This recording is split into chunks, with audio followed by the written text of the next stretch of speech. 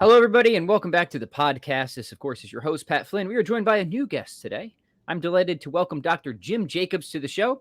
He has a wonderful new volume out, a wonderful new introduction to philosophy, and it is quite comprehensive. I haven't read it all, but there it is, Seed of Wisdom. I've been able to spend time with a few sections, and I'm very impressed because when you have a book like this, Dr. Jacobs, that is significantly wide in everything that it covers, you were still, I think, really hitting quite significant depth, succinctly on a number of otherwise complex topics. Like, for example, divine simplicity. I spent some time reading through your section on that, which I found very well stated, very well done. Oh, thanks. Ironically, divine simplicity is a very difficult thing to talk about, as my listeners are familiar with. But anyways, great to have you on the show. It's your first time here, so if you wouldn't mind, just a brief introduction and biography. Who is Dr. Jim Jacobs, and how did you get to be doing all this philosophy stuff? Yeah, so I've been teaching. I'm at Notre Dame Seminary in New Orleans. It's the Archdiocesan Seminary for the New Orleans area, but we take in seminarians from the whole South of the United States, everything from El Paso, Texas, to Raleigh, North Carolina. So we draw people from a broad range of the country. I've been here for 21 years. It's my 21st year here. I'd majored as an undergraduate in philosophy at Harvard University, and they are very heavily in the contemporary analytic school. At least they were when I was there. Right. And I found that very dry and unsatisfying. And then I spent a couple of years as a seminarian in a Catholic seminary. And when I discerned out, I got a job teaching at a Catholic high school. And the senior year religion class in that high school was an introduction to philosophy as a means of dealing with theological topics. And so they gave me that job because I had a degree in philosophy, but I didn't know Plato, Aristotle, Aquinas at all. So I had to go back. You just knew your Kripke and all those guys, right? Yeah. And it was what I had learned was not really relevant. Right, so I went back and kind of had to try and teach myself the great perennial tradition. And I discovered after a few years of teaching high school and doing that I really did rekindle an interest in philosophy. So I went back to graduate school. I went to Fordham University in New York City. I worked with Father Joseph Katursky there. God rest him. Just passed away not too long ago, recently passed away, sadly. And then I've been here. So my main area of focus is natural law. Yeah. But natural law draws on metaphysics. It draws on anthropology, but it also can be extended into political issues and so forth. So natural law is kind of nicely situated to have you address all sorts of issues in the philosophical spectrum. Yeah. Well, that's great. Did you by chance have did you get to spend any time with Father Norris Clark when you were at Fordham? I did. So fortunately, comically, so I got there and he was emeritus already. Okay. But as emeritus, he still wanted to teach a course, but according to Fordham's way of calculating things, an emeritus professor who wanted to teach one course counted as an adjunct. And so they gave him a basement office that I shared with him because I was a graduate teaching assistant. That's very funny. So yeah. I got a chance to share a basement office with Father Norris Clark for a year. That's and awesome. I was able to grow pretty close to him. And he was a remarkable man. So I have heard, he was hugely influential to me. I still love reading him all the time, but everybody that I know that knew him really just nothing but incredibly positive and amazing things to say about the man, right? Yeah, and the fact that he was a legendary professor sharing this office with me and graciously engaged me in all sorts of topics and willing to field my questions. And so he was one of the sort of persistent influences on my philosophical development over the last 20 years. I have to thank him for everything he did for me. Very cool. Very cool. Okay, so now before we start getting into maybe a few different aspects of the book, what prompted you to write this book? What made you want to, issue an introductory to philosophy? And what do you think that this book does as an introduction to philosophy that's sort of missing out there in the marketplace? Well, I think there was a number of different reasons that I wrote it for. One of the more immediate was that I'm sometimes asked to teach. We have a program for lay students here who come in and do a master's in theology, but they don't get any philosophy. Similarly, for many deacon candidates, they are taught theology, but they're not given philosophy. And so obviously you can't really do good Christian theology unless you have a background in philosophy. So the most immediate background is that I wanted a book that would enable these people who were not given classes in philosophy to have an adequate background in the philosophical tradition so that they could study theology and get everything out of it that they ought to. In addition to that, was thinking back to my time teaching high school. When I started teaching that, obviously, as I mentioned, I wasn't prepared to teach the tradition. And even though I was able to learn it, I didn't really have a critical mind about how to properly assess the relationships between philosophical schools. So this would guide somebody who's teaching maybe an upper level high school or introduction to college about not just this school teaches this school teaches this, but again, how they interact and how to assess the relative value of each of these traditions. And the third issue is that teaching seminarians, they take 2 years of philosophy, but as with all students, they frequently forget what they learned in the first year and their second year. So this book is a nice compendium of everything we cover in the curriculum in a relatively brief space. And so what I hope to do is to, and the second part of this is that there are very good books in any given topic in philosophy, in metaphysics or philosophy of human nature or ethics, but there are very few that do an encyclopedic view of the whole. And so what I wanted to do is to capture how all of these things, starting with metaphysics, proceeding through epistemology, human nature, ethics, politics, leading to the philosophy of God, is one coherent picture. Yes. Because one of the great problems of much contemporary philosophy is you get silos of thought where people think, this way in one way, this way in another. And I wanted to show you that behind those different silos, there has to be a common worldview. Yes. And that if you don't have a common worldview, eventually your life is going to splinter, shatter into pieces. Right. Yeah. And to really ground yourself in the virtue of wisdom, a way of thinking about a habitus or a way of thinking about the world, you have to be able to understand how all these principles, the true, the good, beauty, all go back to being. And then if you see how they all relate together, then you can have a really integrated worldview. So you don't have these conflicting aspects of your life in different areas. Yeah. What an important thing to think about, and something that resonates with me. When I first sort of encountered Thomism, one of the things that really struck me, and not just Thomism, but the sort of great perennial philosophy. And, a lot of people call Aquinas, one of the first great medieval philosophers. I always thought, maybe, well, actually, he's kind of more of the last great classical philosopher, right? Yeah. But how everything hangs together, right? How the metaphysics informs the philosophical anthropology, informs the ethical system, right? There's this great cohesive unity. Whereas you're right, in so much modern day philosophy, you have these silos that are either in tension with one another, with ways people are kind of working out problems, or it's just a silo. They just ignore everything else, right? There's no system that it's even part of at all. It's just sort of hanging out there in midair. I always found that a little unsatisfying. So whatever else you want to say about the Thomistic system, and I think most people really admit this, it has a beautiful sort of knittingness to it where everything sort of just hangs together. And to me, that's sort of an indicator of truth, I think. What do you think? Right. And in the beginning, the introduction to the degrees of knowledge, Jacques Maritain, the great 20th century Thomist, has this beautiful explanation saying that Thomistic thought's not a system like Descartes where you have a principle and deduce. Rather, it's a living organism where you have different aspects that are all symbiotically supporting one another and tying together in a coherent whole. And so you do have that traditional metaphor where Thomas's thought is like a cathedral, and you need each of the columns holding up the roof of the cathedral because they all support a different part and they all work together as a complete whole. And you can't take one part out with all the whole thing falling down. And so it is ultimately very satisfying. And whereas, again, when I went to college and in the analytic school, you would take a class and that would have nothing to do with anything you learned in the other classes. And so it's just impossible to get a coherent vision of what was happening. Yeah.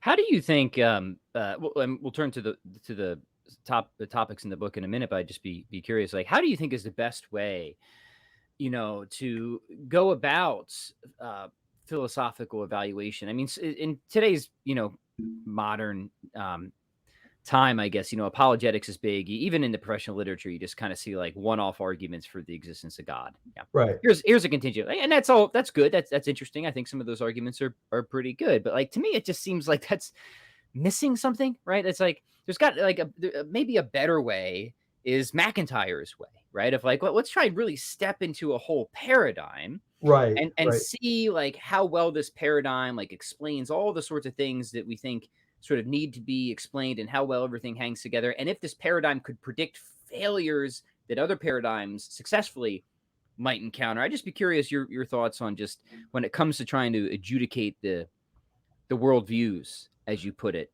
Yeah, and I think McIntyre is substantially right there. I would take a more metaphysical approach than he does because he's his focus is mainly through practical reason. But you Right. would say the same thing, and so I would start off by saying that the value of the perennial tradition is that it's realist, and Mm, realism assumes that one there is a real order to being that there's one a real order to being.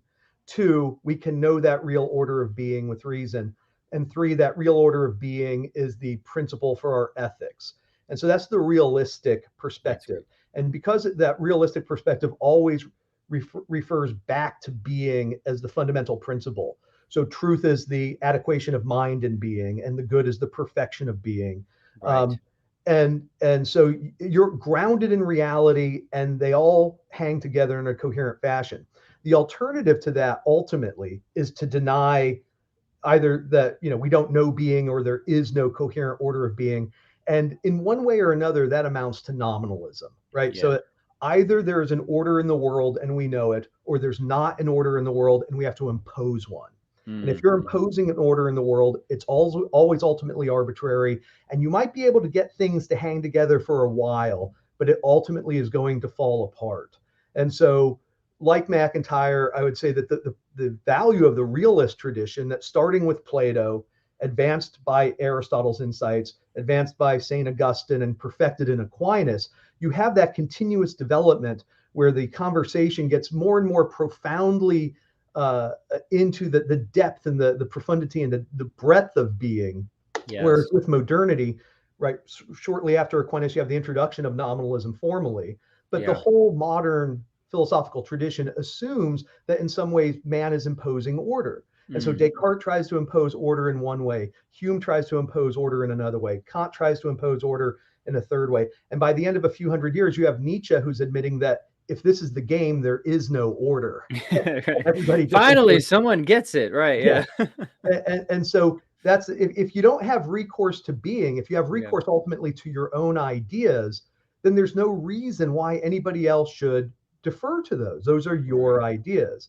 This is Yeah. again, Maritain at one point calls modern philosophers idiosophers, meaning that Mhm. they know their own ideas very well, but Yeah. they don't know being, and that Right. wisdom has to be based upon being. And Yeah. that's why McIntyre emphasizes the fact that a good tradition is one that is flexible and supple about being able to address new questions. Well, metaphysically, what is the reason why they have that flexibility? It's because they are based in being, and that the more we discover about being, the more it's able to deal with it. Whereas if something really doesn't arise in the realm of being, the realist tradition will be able to explain it away, so that Mm, you do have, we have a lot of people claiming today things that exist, transgenderism or things like that, which simply aren't real, and that the right. realist tradition can explain how that's the case based upon not just their ethics and their anthropology, but a deeper metaphysics of form and matter, which goes back to the most fundamental principle of metaphysics, act and potency. Yeah. So all of this is pointing to the fact that the realist tradition, as it continues to develop, as perfected in Thomism and continues to develop in the more modern Thomistic school, is able to continually provide satisfying answers, where these other schools are essentially flashes in the pan. Sure. They exist for 100 years, 200 years or so, but ultimately they don't work. Yeah, well, that's a brilliant articulation, I think, of one of the fundamental issues and dividing lines in philosophy. I'd be curious now just to press a little further with that. Like, where do you think the battle should take place, right? Because for me, somebody who I would have, considered myself a naturalist for many years, once I sort of found a system that could kind of shore up the all the sort of realist commitments that I just couldn't get rid of. You know what I Right. mean? You call them like a slew of Morian facts, right? Of just about everything, like common sense, stuff for the most part, right? Moral commitments, commitments concerning rational agency, right? All these commitments that, like, as I was kind of swimming around in naturalist literature and thinkers, were being often like piecemeal denied or just like systematically eliminated, right? Right. So like for me, it was like, dang, like I really don't think that I should give these up or I can coherently give these up. And so then like as soon as you find a sort of philosophical school that can like, keep those in place and tie them all together, like it's pretty, for me, is pretty easy to kind of make that switch. Like, oh, that's cool.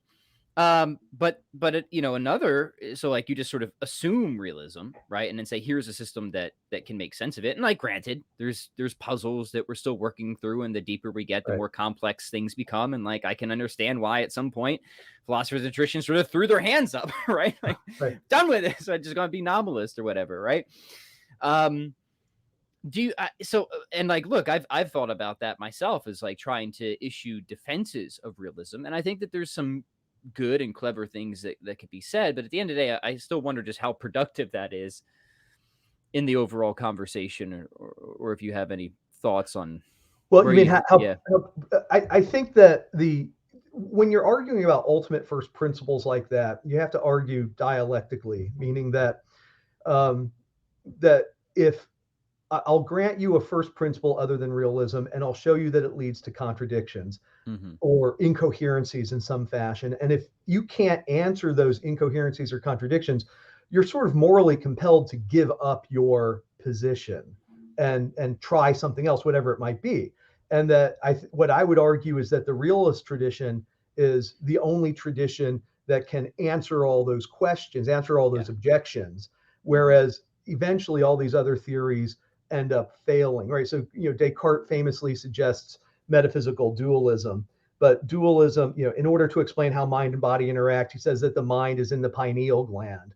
Well, then Right. all of a sudden the mind is in the body, and they're not two different things. And his own theory is a direct contradiction. So that's a non-starter. Mhm. And that, of course, that everybody recognized that, and that became the source of modern questions of personal identity that we've just gotten deeper and deeper in. And what we need to do is to go back to the Aristotelian perspective of Yes, right. hylomorphism. Hmm. But if you can show that there's incoherencies, and people, if they're honest, ought to give it up. I remember reading, I don't remember who the man was, but he was somebody who had taught, I think it was Kantian ethics for many years, but he insisted on being an atheist. Hmm. And then after about 20 years of doing that, he realized that, well, if there is no transcendent source of value, then there is no ethics at all. And he kind of on a dime immediately switched from teaching a secular ethics to realizing that there is no ethical truth at all. And so Yeah. that's what you have to do, is to show people that their own position leads ultimately to an incoherency. And if they're intellectually honest, they will give it up. Now, that last part of it is an important if, because a lot of people are sort of ideologically motivated to Sure. hold on to their position, and there will be a lot of resistance. Right. Yeah. No Um, doubt. Hmm. and so it is a long-term process. But if we continue to work at it and patiently show where the conflicts arise, hopefully we'll eventually win people over. And MacIntyre himself, of course, right? So MacIntyre started off as a fideist, and then he became an atheist Marxist, and then Right. he became an Aristotelian, and then he finally became a Thomist and a Catholic. So Hmm. there's somebody who was intellectually honest, following the argument where it needed to go. Yeah. Um, and it's actually the number of great philosophers who were, or thinkers in general, who are converts, is really a testimony to this. Right? Maritain himself was a convert. Gabriel Marcel was a convert. G.K. Chesterton was a convert. Mortimer Adler was a convert. Right? Yeah. So Right. Yeah. you have a lot of people who, once they begin thinking seriously about these problems and seeing these dead ends, are led to the metaphysical truth, which then invites them to the religious truth. Yeah, and one big kind of thing for me, and this is going to be almost a cartoonish way of framing it, but I think there's something generally right about this, is when you take a paradigm like classical theism, and I mean, like, you take the full paradigm with all of its metaphysical commitments of the transcendentals and all of that, right? What you have is a worldview where kind of like what is at the root and what is at the foundation is so much more rich, infinitely rich and supreme than anything at the at the level of creation, or the lower levels of reality. So you have a worldview where you have something infinite, and then you're getting stuff that is inevitably infinitely less than that. Okay, there's some questions I have about that, but it doesn't seem utterly incoherent, right? You should have like ontology and axiology like converging at their climax on Right. classical theism, right? Like goodness is at the root, rationality is at the root, being is at the root, and they all converge in their limit case, as Barry Miller would say, that is God, right? Right. Cool. All right. But with the secular worldview, you don't have like you it's almost the reverse. You almost have things that are maybe infinitely greater coming from something that's infinitely lesser, right? You have just radical emergence, right? You have like whatever's Right. at the root is stuff that is like entirely lacking all those qualities that are at the higher levels, right? They're Right. lacking the goodness or the value or the teleology or the rationality or the directedness, the about like they're all not there, right? Right. Right. And then somehow, as if by magic, or you can use the term emergence, they are there, right? Right. And then I guess like I get it. That's sort of a kindergarten way of framing it. But at the end of the day, I think these are kind of the like what you have to make one of two choices. Like what is easier for your intellect to grasp? That the root is the ultimate, manifestation of all, like it's as rich as it gets, and then we get lesser stuff from the root, or the root is essentially as impoverished as it gets, and we get all this seemingly more magnificent from it. And like, yeah, go ahead. Yeah, just take that wherever you want, right? Yeah, I mean, it's a basic problem of causality, right? The effect cannot be greater than the cause. And so because of that, we know that this is the whole problem with materialism, right? Mm-hmm. So materialism starts off by saying the basic constituents of matter, atoms or molecules, are neither living nor conscious.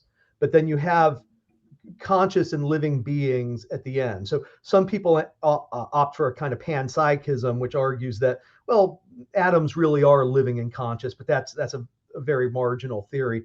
Right. Other people will argue that, but the panpsychists at least see the problem. That's what I like about or them, at the end, that there is no real life or consciousness. Those are just epiphenomenal in some way. So you have eliminative materialism, and the irony there, of course, is that they try to prove that there is no consciousness or life by writing books.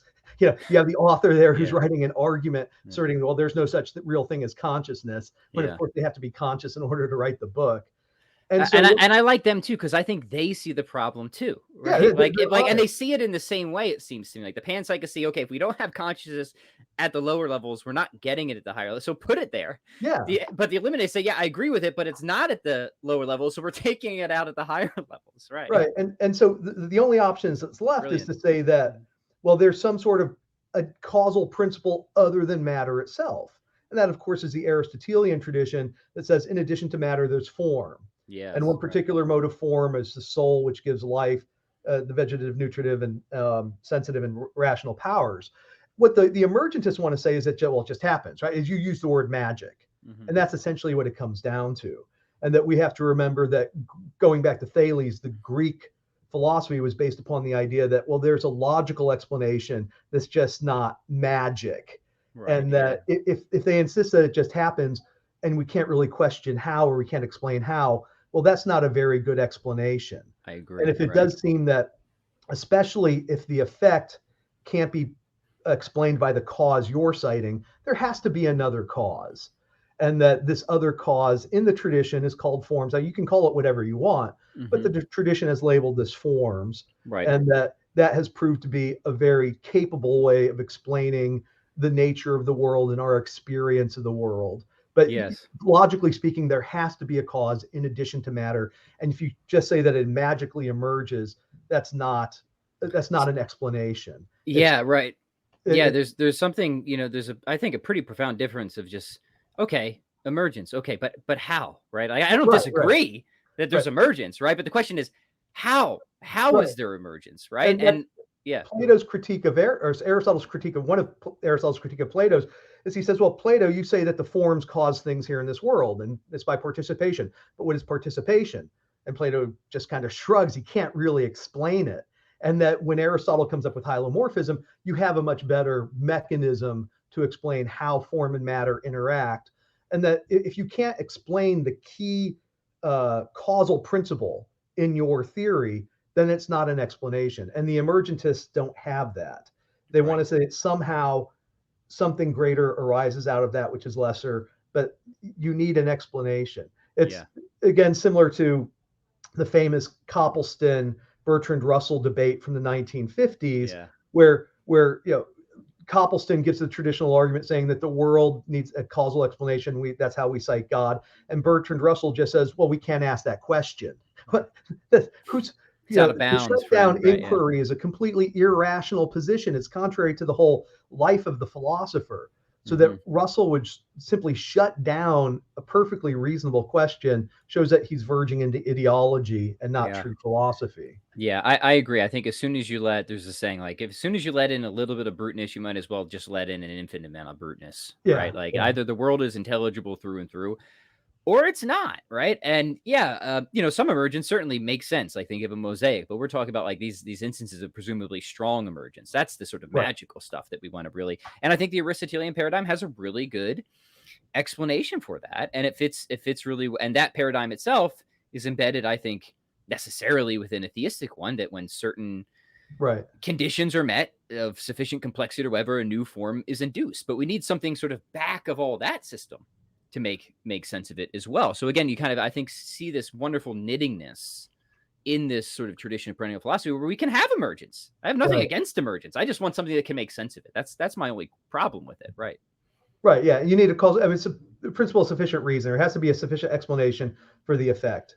And if there's not, then your theory doesn't work. And that's, I mean, this is the so much of modern philosophy is laboring under the shadow of David Hume, who sent causal relationships into a mystery anyway, where he says that you can't prove, and that just has become a very great problem generally in philosophy.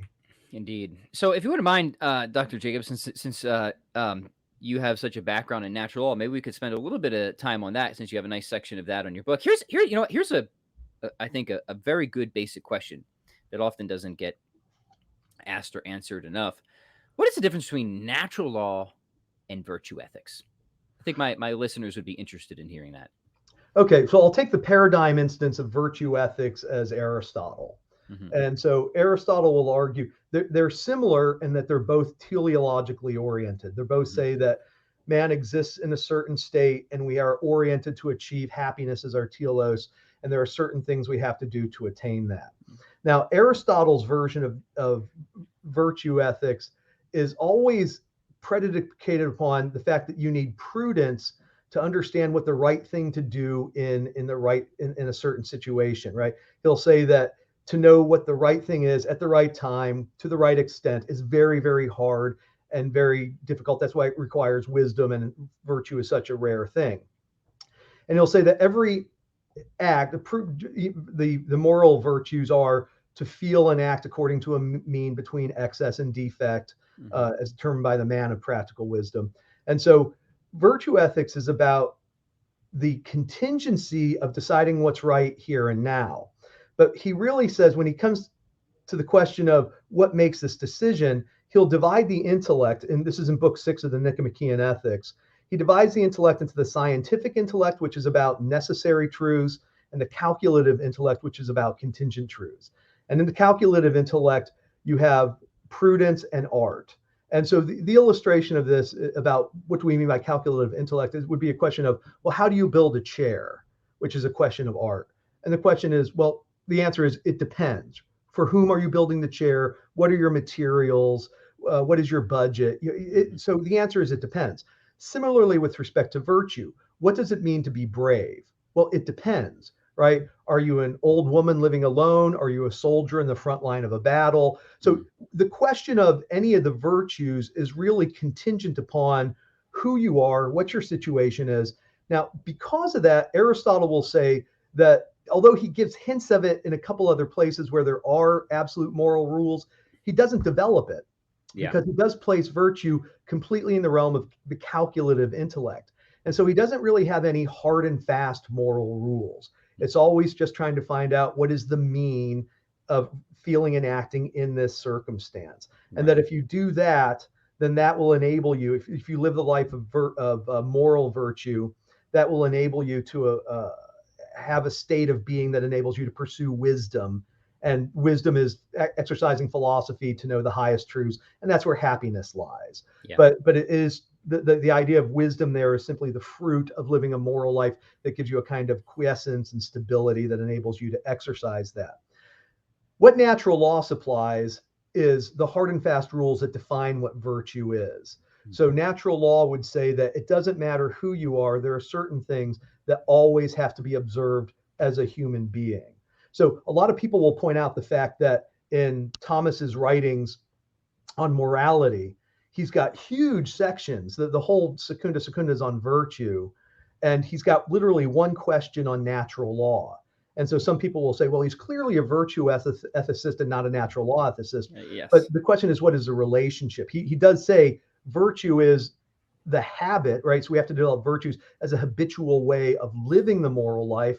However, all those virtues are defined by natural law. And in the question on natural law, Prima Secunda 94:3, he says all virtues are included in the natural law, because the natural law are those necessary rules you have to do to attain happiness. And so from that, he'll derive the fact that, well, the first thing you have to do is to preserve yourself and being, so you can't commit suicide. You have to preserve the species, so you have to reproduce and raise young, basically respect the structure of the family. The third one is that you have to live in society. And the fourth is to know and love God. And that those last two in particular require more specification. So he'll say that, well, what does it mean to live in society? And what does it mean to know and love God? And there you get the Decalogue, right? So the Decalogue are meant to be not self-evident principles, but the immediate conclusions. So that to live in society, I have to first respect authority. If I don't respect the authority, I can't flourish in society. Secondly, I cannot kill, because if you go around murdering people, society will fall apart. Don't commit adultery, so you respect the family structure. Don't steal, so you respect the private property. Don't lie, so you respect everybody's orientation to truth and wisdom. And so the natural law will give you these absolute rules that are necessary for determining what the human being must do in order to be a virtuous person. So Aristotle, virtue ethics is about the habits that we have. Yeah. Natural law ultimately are about the objectively universal necessary rules that ground or justify what counts as a virtue, I would say. Yeah, that is an excellent distinction and articulation. Thank you, Dr. Jacobs. So, and just to maybe swing it back to some things that we were talking about before is, these truths, these moral truths or moral facts, if you want to call it that, they're not something that are invented, they're discovered, right? They're discovered by reflection on an actual human nature. So again, that this sort of framework, this moral framework, is itself embedded in a wider context of really a real essentialism or a traditional essentialism in teleology, right? Right. And also that he would say, man is a naturally political or social creature, right? So that the knowledge of both the virtues and the knowledge of the natural law emerges in the development of society, right? So that MacIntyre is very good with this, especially talking about the virtues, but the same thing is true with natural laws. Jacques Maritain had made the same argument many years before, where he says that the social development of the human race points to the fact that we are becoming increasingly aware of the precepts of the natural law. And so this explains why it took centuries for us to finally come to understand that slavery is wrong in all conditions. Yeah. And similar things. Yeah. So if one thing, because you're right about modern Thomists, is sometimes they're like, no, Aquinas is not really an Aristotelian, or not really an Aristotelian at all. And others will be like, yeah, he's a straight up virtue ethicist, right? But no, it's kind of a bit of column A, column B here, right? The one thing that I think is almost certainly true of Aquinas's ethical system compared to Aristotle is it's much more universal. I think what everybody should admit with Aristotle is like, happiness is sort of for the aristocracy, maybe, right? Yeah. But for Aquinas, our ultimate fulfillment of happiness is not like, having our material comforts satisfied to a certain extent so we can engage in a life of leisure and intellectual contemplation. Right. It's relationship, right? So maybe you could just delineate their two like understandings of the final end for each human person, because I think they're actually pretty radically divergent in a way that Aquinas is far more optimistic, I would say. or at least far more universal. And Aristotle's is actually, I think it's quite pessimistic in a lot of it. He's quite pessimistic himself, like explicitly at times, right? Yeah. Right. So I mentioned earlier that for Aristotle, virtue is a very difficult thing to develop because you first needed prudence, the virtue of prudence to decide what the mean is. And then if you develop that, understand what the mean is, you can develop moral virtue. And then moral virtue disposes one to being philosophically contemplative. So for Aristotle, happiness is contemplation of the highest principle. It's essentially doing metaphysics, philosophical wisdom, he calls it. Yeah. And he does say it is very, very rare. First off, a working man could never do it, right? So it's not for the people, the main part of society who have to work a job. And even for the elite, it has to be those people who are very blessed by all sorts of material contingencies, right? So he says early in the Nicomachean Ethics, you have to have good friends and a good family, and if your children go bad in an old age, that would affect your happiness, and all these purely materialistic things. And so I think one problem that a lot of Thomists have is to kind of Christianize Aristotle. Yeah, I don't doubt that there are a lot of seeds of later Christian thought in Aristotle, but we have to understand he was a pagan. Yeah, right. This is not a Christian ethic through and through by any means, right? Right. Yeah. And so the number of people, I mean, Aristotle was thinking, who's happy? Well, he is. Like and 3 people. But it's like very 3 people. Others. Right. Yeah, right. And whereas for Thomas, happiness ultimately is generically, it's the same thing, right? Generically, it's contemplation of the highest truth. But contemplation of the highest truth for the Christian is knowing God.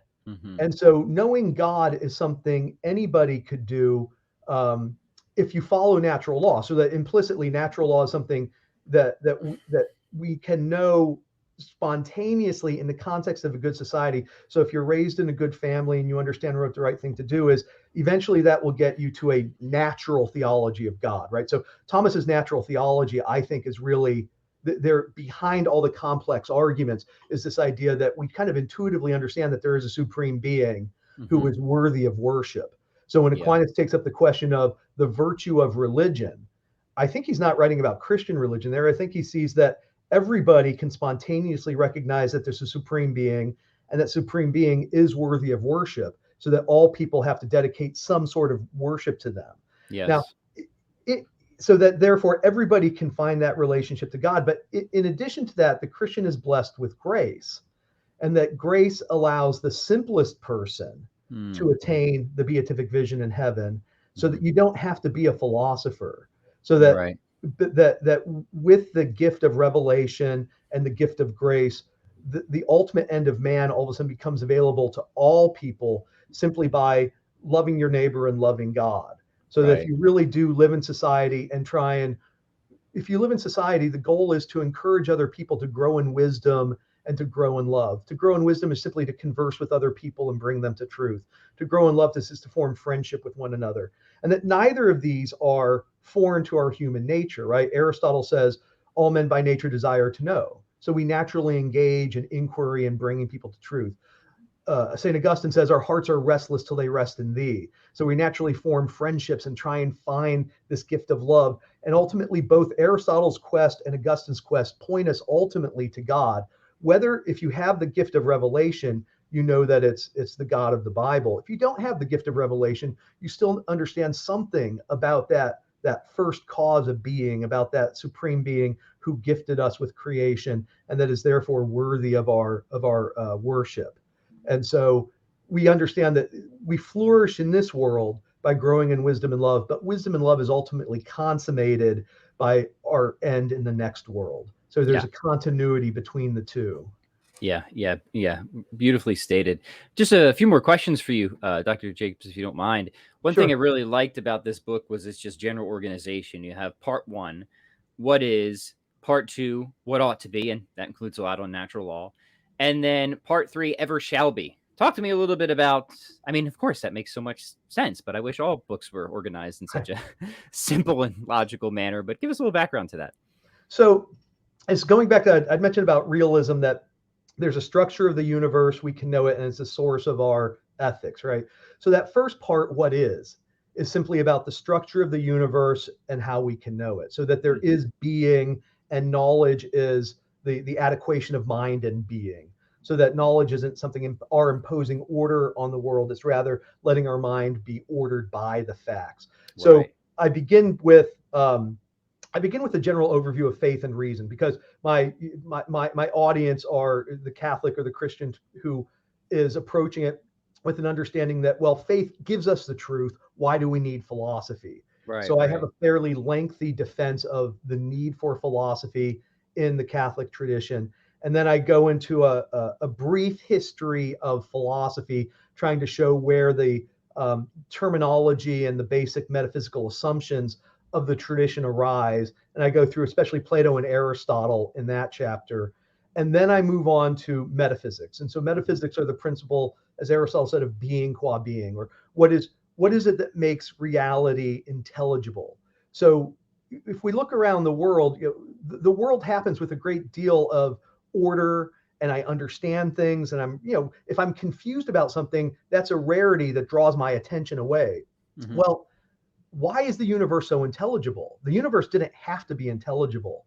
You see these movies or music videos that you have a bunch of quick shots right next to another. Why isn't reality like that? As William James, the famous American philosopher, says, the world is a booming, buzzing confusion. Right. Well, but Yeah. it's not. It's It's right no, it at isn't. Right. one level. Like if you sort of close off your mind, it can be a booming, buzzing confusion.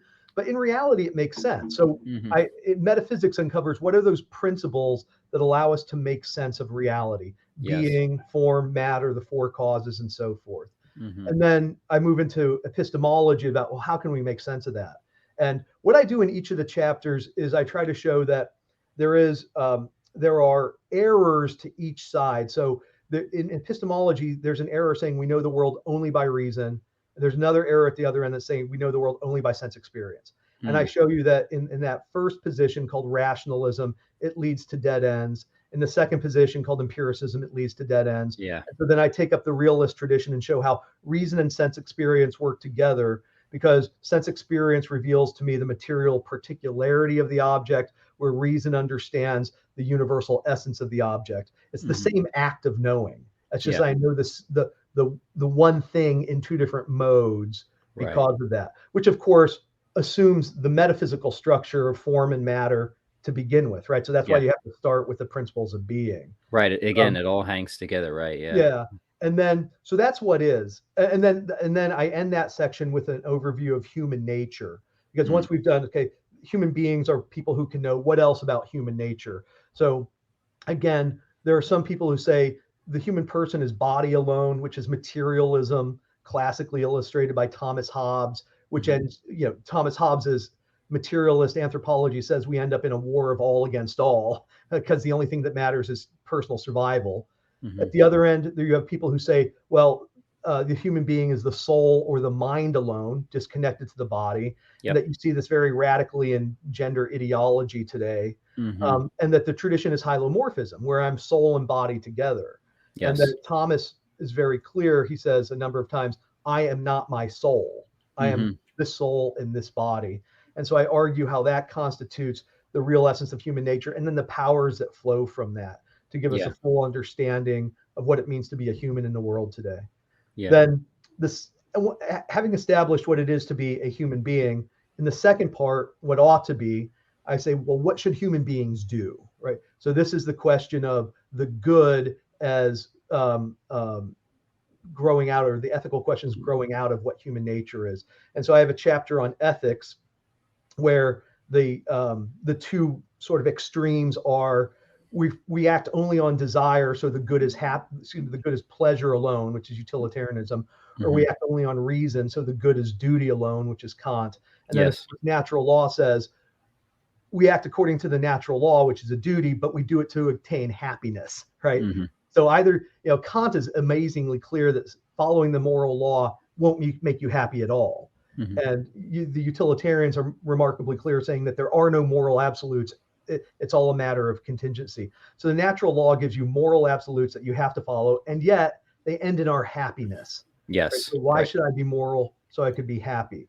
And at the end of that chapter, because that's about the good, at the end of that chapter, I do a brief excursus into aesthetics, which is a particular mode of goodness, which is beauty as a mode of goodness. Mm-hmm. And I think it's important for us to appreciate beauty, because in the modern world, just as we think we can determine what truth is, we think we can determine what being is, we think we can determine what beauty is, right? Beauty is in the eye of the beholder, which is a great betrayal of the tradition. Going back to, when I first started teaching philosophy, Plato has a passage in the Republic where he uses as an example of an objective reality that we all agree upon, beauty.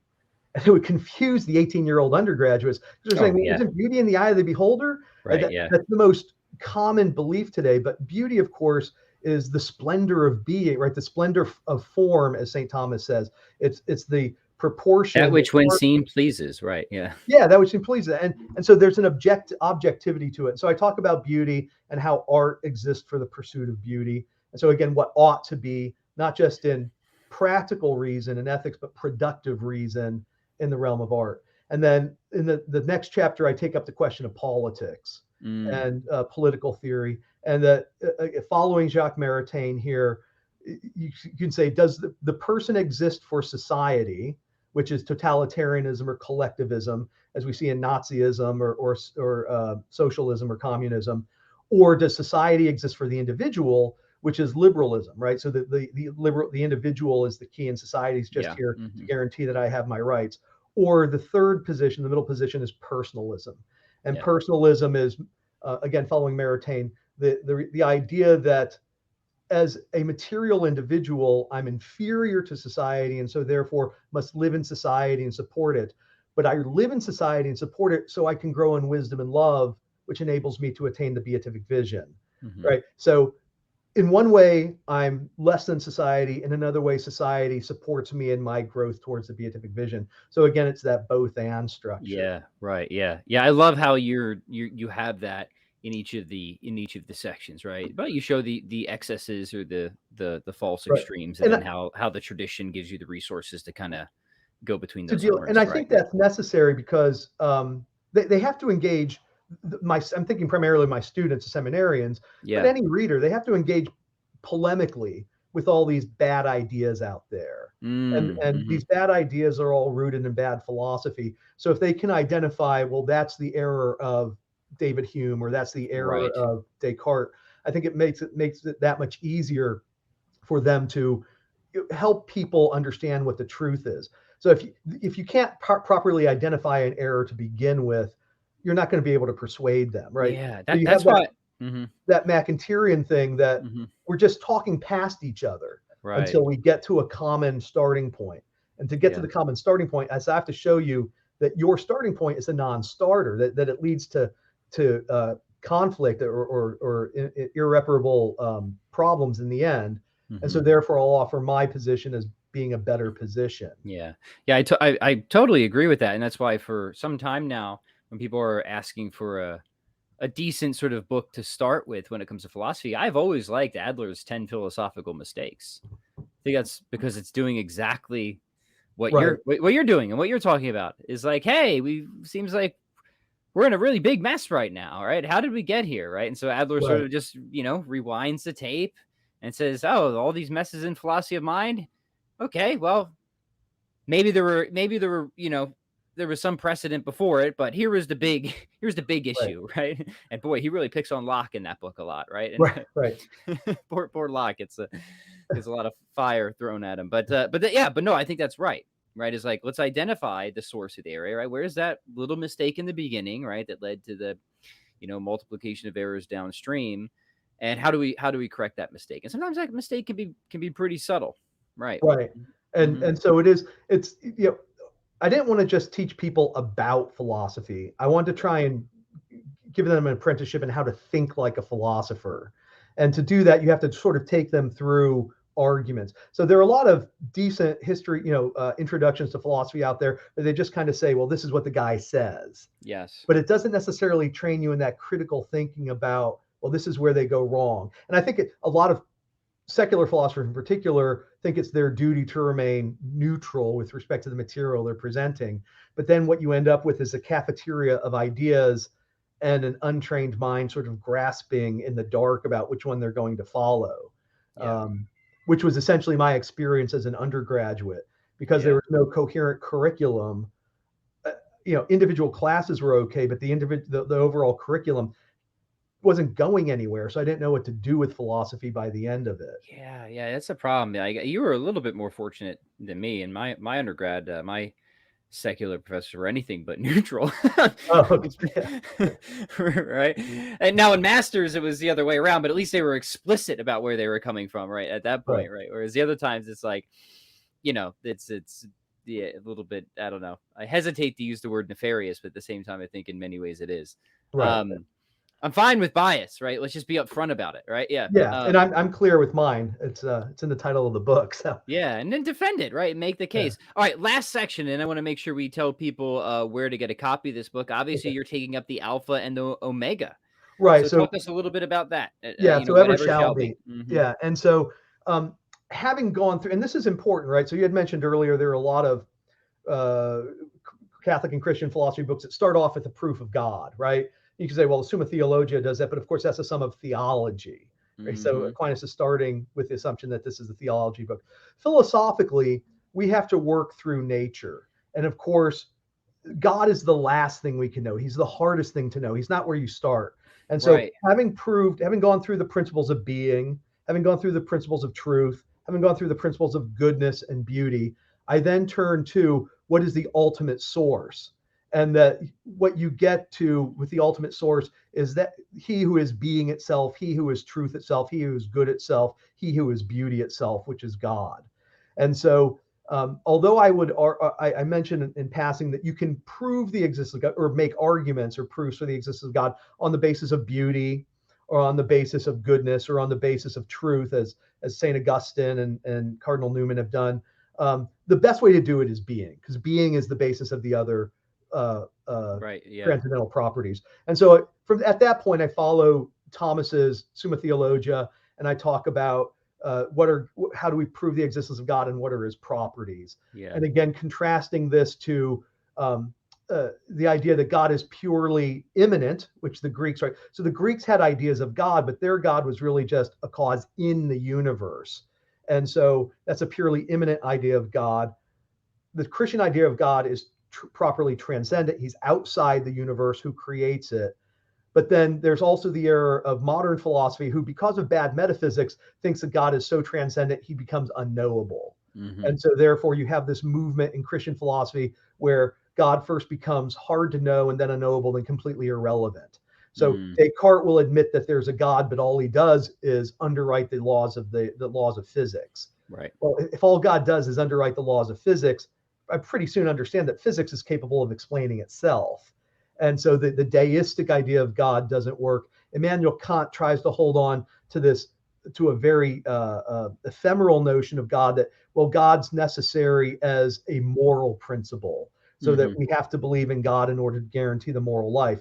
But again, can I be moral without God? And so pretty soon God becomes, because God is not metaphysically necessary in the order of being, he becomes so irrelevant that he just disappears. So the tradition shows you that being itself is always arguing for the immanence and transcendence of God. Being itself shows you that God is immanent because we are being caused here and now. I would not exist, you would not exist if God were not causing us. And yet for God to cause the universe, he has to be outside of it. And so he's holding the entire universe. And so given that, we can then make certain arguments about the properties of God or the divine attributes based upon how he is unlike creation. So where creation is finite, he's infinite. Where creation is many, he's one. And then based upon analogy about the perfections in creation, that although I know that human beings are good and growing in wisdom and love, God is wisdom itself. God is love itself. And so there we can outline that. And that finally, it ends with God's act as creator. So we kind of make the full circle and come back to God's action as creator. And then I close that chapter with, I think, a very important point, and it's the analogical notion of creation, or the analogical notion of causation, I should say, that anything that happens, is it I am who am doing it or God who's doing it? And I've argued God is creator, but throughout the whole book, I've argued that philosophy explains natures. And the analogical notion of analogical notion of causation shows that it's always both of us. Right, 100% up to us and God, right? Yeah, if I write something on the board, am I doing it or is God doing it? Well, clearly I'm doing it, but God created me, God created the pen, God created the board, God created everything. Right. So everything is both. And that this is important because there are some Christian philosophers who say that we have to find a place for God to act in the contemporary scientific worldview. So they'll say that quantum indeterminacy is a place for God to sneak in and act, give his causal power. Right. Yeah. We'll find free will in there too, or something like that. So Right. they'll say it's either nature or God. And the Right. thing is, it's never nature or God. It's always both nature and God. Right. And You write, but God causes the writing Dr. Jacobs to be. Right. And that because it's always nature or God, this also allows God to perform miracles, right? God, so David Hume says God, would not interfere in the world, which is just a very perverse way of even thinking about it, because God is the only reason I'm here is because of God. Does a musician interfere in their own composition as Right. they're playing it? Yeah. And So so sometimes they improvise, right? But they don't interfere, right? It makes no sense, right? And so therefore we can accept, there are two orders of causality in the order of providence. One order of causality is nature, and that's what philosophy gives us. The other order of causality is the supernatural order of God causing being, and that providence oversees both of those. Yeah. And so we can, part of our role as Christians is to pray for miracles, which isn't God interfering in the world, but that God, through his providential action, might bring about things for the betterment of the world, because he's here and with us and has providentially foreseen all this anyway. Right. And so I end up by arguing for the necessity of prayer as a way to bring man to happiness. Yeah. Yeah. Well, that's great. And what an important thing to remind people of, or just teach them for the first time if they're not familiar with that right. Those different orders of causality that is so clear, with St. Thomas, and I think solves so many really non-issues, right? In contemporary philosophy, but they're non-issues if you go back to the tradition. So that's wonderful. I think it's a really important book to have. So I want to make sure, and I want to encourage all my listeners who are philosophy fans. You're going to love this. This should be right up your alley. So Dr. Jacobs, if you don't mind, please tell us, where's the best place to grab a copy of it? So it's published by Catholic University of America Press, so you can get it from their website. It's also on Amazon and BarnesandNoble.com. So it's readily available from any of those sources. So I encourage you to get it if you want. And if you're interested in seeing some of my other writings, I've got an academia page with some of my articles on it, which take up very much more discrete topics. But I'd welcome you to visit that also. Yeah, the book again is called Seat of Wisdom: An Introduction to Philosophy and the Catholic Tradition by Dr. James Jacobs. I'm going to be sure to link it in the show notes. I'll link your academia page as well, and we'll have to get you on again to talk about one of those more discrete topics. Thank you. So I appreciate you being here, Dr. Jacobs. It's really been a joy. Thank you. I appreciate coming.